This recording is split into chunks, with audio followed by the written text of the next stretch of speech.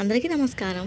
September 22 మధ్యాహ్నం 3:26 అవుతుంది. Sorry మధ్యాహ్నం తర్వాత బస్ అయితే బాబుని ఎత్తుకొని బస్ ఎక్కాను. ఒక సీట్ సంపాదించాను. ఫ్రీ బస్ సర్వీస్ వచ్చినప్పటి నుంచి సీట్ దోలాడుకోవడం చాలా కష్టంగా ఉంది. ఒక్కరు ఉంటే ఏదో విధంగా నిలబడవచ్చు. పిల్లలు ఉన్నప్పుడు నిలబడడం కష్టం కదా. ఇక్కడ ఒక బస్ కనిపించింది కదా, అదేమో అమ్మమ్మ వాళ్ళ ఇల్లు ఊరు వెళ్ళే రూట్ అనమాట. ఇది మా అమ్మ వాళ్ళ ఇంటికి వెళ్ళే దారి. ఇక్కడ పాతలింగాల అంటారు. పిల్లలిద్దరు నిద్రపోయారు. ఇంకా ఇక్కడ నుంచి అన్ని పల్లెటూళ్ళే తగులుతాయి. గోవింద్రాల బంజరా అని, పుల్లూరు, గ్యామతండ అని అన్ని తండలే ఉంటాయి. చిన్న చిన్న విలేజెస్ ఉంటాయి.